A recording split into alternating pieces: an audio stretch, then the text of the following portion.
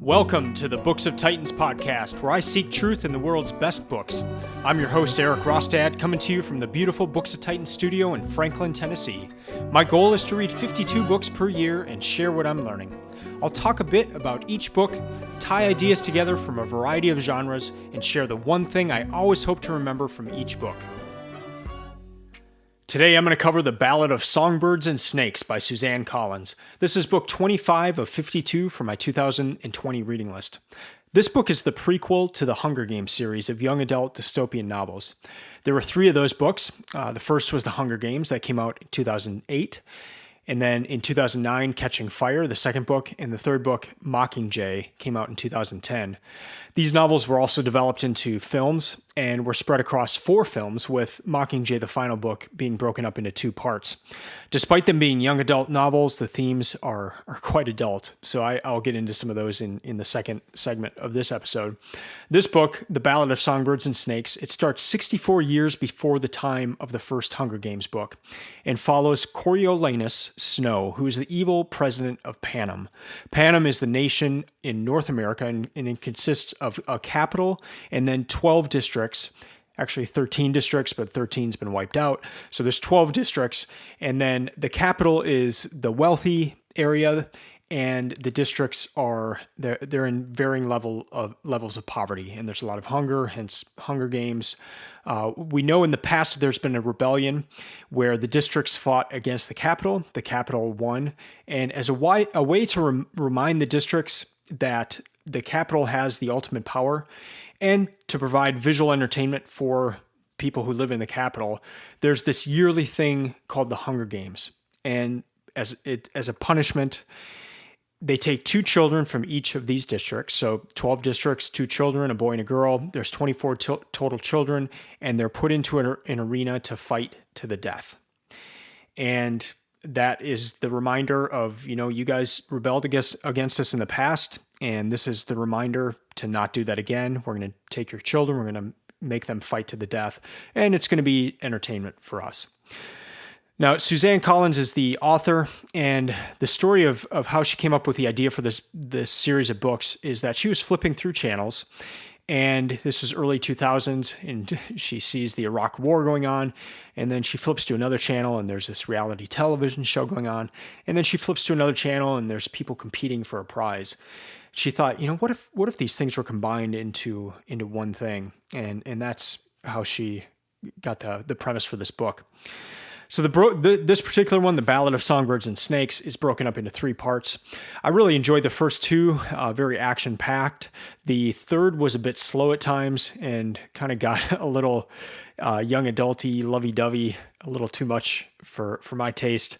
But yeah, the first 2 are very action-packed. The third one, some action in there as well, but it dragged a little bit more so than the first 2. So who's this book for? Well, it's a good book if you just need an escape, but it also challenges how you view things and how you think about things.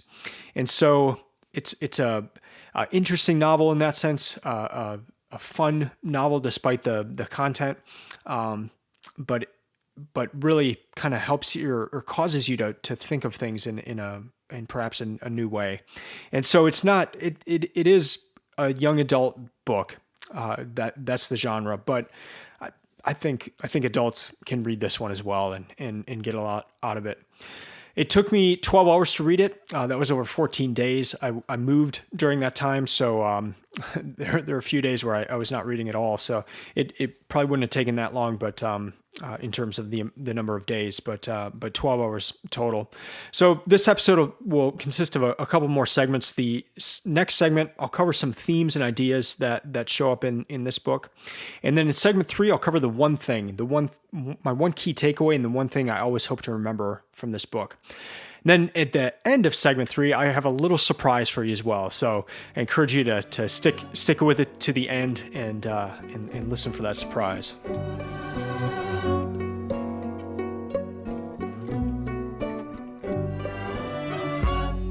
If this is your first time listening to the Books of Titans podcast, welcome. I'm glad you're listening. I do not do advertisements. I don't like them myself when I'm listening to podcasts, so I avoid them. But I've just moved into a new house, and the room is such that it is smaller than where I just moved from, and I've had to sell my bookshelves because they just don't fit for this room. And so I'm looking at having to do some custom shelving. And this custom shelving will also incorporate a desk and an area where I will do these podcasts going forward.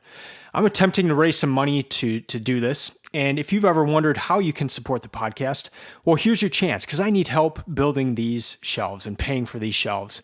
So you can go to booksatitans.com/support, and you'll be able to give any amount. At that link, I will keep everyone updated on the status of how much I've raised and how much I have left to go. And so if you've gotten any value out of these episodes, you can now return that value and help create a magical Books of Titans library and studio. Now on to segment 2 and some ideas and themes from this book and then the Hunger Games in general. I remember about 5 or 6 years ago, I was at a music practice at church, and we got onto the topic of the Hunger Games. And one of the guitarists, he said, I just couldn't get into it because it just seems so far from reality. I mean, can you really imagine people dressing like that? And he was referring to the Capitol, where the Capitol, they would show their wealth through their outfits, and they would have these extravagant parties. And he's just saying, I just couldn't get into it because that just seems so outrageous. And I'm not all that quick on my feet, but right afterwards I was thinking, have you not seen what they were wearing in pre-revolutionary France? Marie Antoinette, have you seen those outfits? Those were just as crazy. And so these parties in the Hunger Games, they would just eat to excess, and then they would drink this wine that would allow them to throw up so that they could go and eat more. And you're thinking that's crazy. But then you realize that the Romans did that. They had vomitoriums, where it was a room that was set up. You'd go and eat, and then you'd go into this vomitorium, you'd vomit, and then go back to the party and eat more. So it's not all that crazy. I mean, it's happened in history. Or take death as entertainment. Again, back to Roman times, the Colosseum. I mean, people pack out these Colosseums to watch people fight to the death, or fight animals, or even executions. You know, it was death as entertainment. The point here is that at first these things seem very shocking in these books. I mean, if you've ever told somebody that you're reading The Hunger Games and you tell them the premise of the book, they kind of look at you like, why are you reading that? Are you being entertained by this, by this death? Kids fighting kids to the death? But when you take a step back and you look at history, these things don't seem like such outliers. In fact, it's actually really, really interesting to consider these topics and consider these things in a modern context. And that's what this book does, because this takes place in the future from our time, and it takes place in a North America, and it doesn't necessarily look like our North America because there's a capital, and then there's 12 districts coming out of this capital, but it's enough of a similarity, and there are things that we see glimpses of that really help you see, you know, this could be the next step. And so let's, take the television and entertainment aspect. You just kind of imagine these Roman gladiatorial fights, but imagine them televised. Or there's these jabberjays, and these jabberjays are birds that have been genetically modified to gather intelligence. So they're flying around, and they can kind of get close to some people who are having a conversation and then record everything they say. But that's not a whole lot different than the technology that we have now. I mean, our phones and watches and earbuds all have microphones in them, and the drones keep getting smaller and smaller to where they can eavesdrop. So these jabberjay, the genetically modified birds, that may seem a little crazy, but it's not that far from reality right now. And so I really enjoy that aspect of this book and just in general the Hunger Games series, where you are confronted with these things, and you realize that it's not that much of a stretch for us to get there. You have other things of rich versus poor, elite versus district people, war, retribution, reality television. One writer, Peter Bloom, said, although it's aimed at young adults, it presents potentially quite subversive ideas of mass revolution, economic sabotage, and the populist fight against oligarchy. So the question in the book that's brought up is this. Is this the natural state of humanity? Is this the natural state of humankind? If civilization disappears, is this how we all start behaving? Do we just act like these people, these kids having to fight each other in the arena? I mean, do we just start battling it out? And what do you think? It's an interesting question to ponder and to consider. What if, as Russ Roberts, the host of Econ Talk earlier this year, he tweeted out, "The veil of civilization is thin." What if these things that we relied on, what if they went away? What would people revert to? What if there wasn't protection? What if the grocery stores were not there? You had to go get food on your own. Like, what would happen? And it's a good question to consider. And Suzanne Collins takes it even deeper, and she takes it to the individual level. And so what this book is following Coriolanus Snow. And we know him in the Hunger Games series as being the evil president of Panem.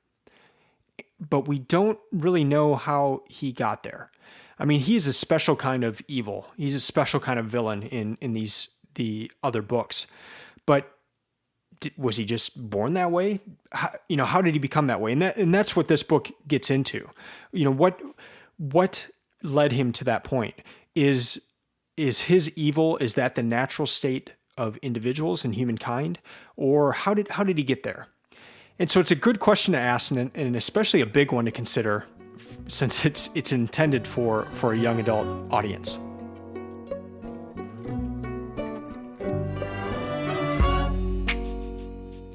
Now into segment 3, and the one idea I always hope to remember from this book. And it's a little strange with novels. I mean, with nonfiction, it's a little easier to pick something and say, that's the one thing I know I can implement in my life, or that's a good idea, and I want to try to start doing that. But with novels, it's usually more the thing that I'm still thinking about. And the thing I'm still thinking about after having finished the Ballad of Songbirds and Snakes is just this path that Snow takes during the book. And we know him as President Snow later on. We know him as the evil leader. But how did he get there? And what were the decisions he made that led to that? And this book is an exploration of that to some degree. And you see him just start making small little decisions that seem inconsequential at the time, but start leading him down this path. And this is an idea that has come up in so many books for the Books of Titans project. It's the idea of going one way or the other, but with daily decisions and how you approach each decision in your life. You're going one direction or another. And when you make decisions to go the wrong way, it just makes it going that way easier in the future. So Coriolanus kills somebody in the dark out of self-preservation in this book. It's either kill or be killed at that point. But that makes killing somebody who he thinks might be a problem in the future much easier later on in the book. So this one killing makes the next one easier, makes the next one easier, makes the next one easier. And it was interesting to look at this character throughout the book and to see that path. And it made me think of a few other books from this year's reading list. And the first one is Crime and Punishment. The protagonist in that one, Raskolnikov, he admires Napoleon, and he thinks at some point in Napoleon's life, he must have gotten away with something. He must have done something when he was young, and maybe it was just one thing, but he got away with it, and he knew he could take it another step, and he just kept getting away with things to the point where he's leading a nation and doing things that the average citizen would be executed for doing, but he's able to do them because he's the leader. Everyone's respecting him at this point, but Raskolnikov keeps asking, and he thinks he can be like Napoleon because he figures Napoleon must have had that one thing, and then he just kept going from there. Or even the Romanovs, the book I just finished yesterday. There's a part in there about Lenin's brother, and Lenin's brother was a bomb-throwing, actually a bomb-making terrorist, and he was executed by the Tsar for being a terrorist.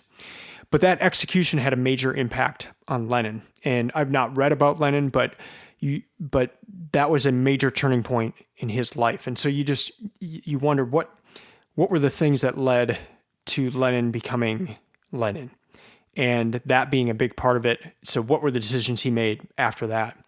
And I'm not saying that we need to feel sorry for Lenin here. Poor guy, his bomb-making terrorist brother was executed, but dig a little deeper here. What are these decisions, and what are your decisions? What are your decisions on a daily basis that are leading you one way or another? Now, you may be wondering why a grown man is reading a young adult fiction. I was not really into the Hunger Games at all, but then I had the chance to be in one of the films. So I play the violin, and in the final Mockingjay movie, they needed a violinist for the wedding scene. Much of the filming was completed in Atlanta, and my home at the time was just about a mile away from the Civic Center where that scene was filmed. So I got hired to do that part in the film, and it was an amazing experience. I mean, it was one of the coolest things I've ever done. I got to be there for 2 days of filming. One day was just kind of observing everything, and then the second day, towards the end of the day, was when they did the filming for the violin part. So I knew going in that there would be one song, and I was sent that song in advance so that I could learn it, so that when I'm playing the violin for the film, even though the track was recorded by someone else, it would actually look like I was playing it, and not like every other movie where they're not playing anything similar to what you're hearing at all. So I wanted it to be true to what was actually being played, so I made sure to learn that song and was sent that one in advance. But when I got there, they said, well, here's another song as well, and we're not sure if this one's going to be in it yet, but this is a second song that may be used in this wedding scene. So I just kind of kept listening to it over and over and wrote down the notes for the song, and it ended up not being used in the film, but I learned it. I've actually even played it for a few other weddings. It's a beautiful piece, and so I wanted to share it with you guys. So I'm going to play it here, and you guys are probably the first to perhaps hear this version that never made it to the film, but almost could have been part of the wedding scene. So hope you enjoy. Here it goes.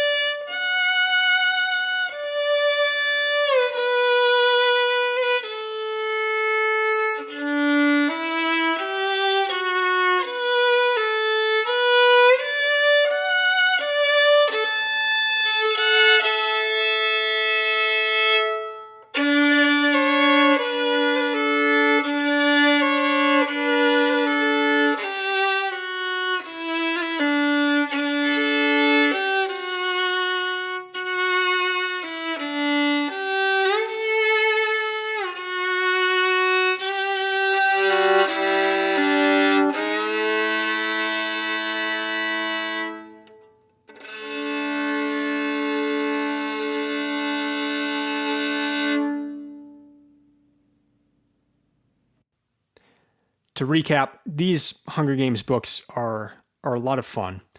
mean, it's disturbing content in the sense of kids fighting kids and to the death, that sort of thing. But I really enjoy the mixture of past and present. The character names are fantastic. I mean, in general, when you're reading fiction, just pay attention to the names because the author is using them for a reason, and they might harken back to someone else, maybe a famous character from the Bible or somebody famous from history. And in this book is the names are rich in that sense. Coriolanus is a legendary Roman leader, and it's also a tragedy by Shakespeare. And so I've never read the tragedy. I'd be curious to read the tragedy, see if there's any connection points, or even in that Roman leader's life, if there are any connection points from the book. Maybe there are, maybe they aren't. Maybe she just picked the name because of its historical context, but maybe there's something deeper there, and it's something always that's fun to explore when reading. Now, instead of the usual outro music, I'll end with me playing the song that is from that wedding scene in The Hunger Games. So I hope you enjoy. But before I do that, that's going to be it for this episode. Thank you for listening. I'd love to hear from you. You can email me at eric@booksoftitans.com.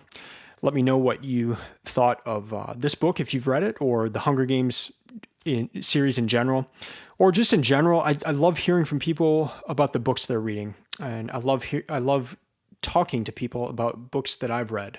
That was one of the reasons I started this project is to be able to talk to different people about the books that I'm reading. So you can also write me a letter. My address is on the Books of Titans website. Just go to booksoftitans.com/contact.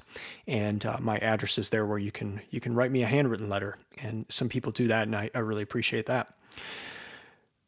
You can follow Books of Titans on Instagram or Twitter. Also, the website is stock full of resources to help you find the best books and create your own reading list.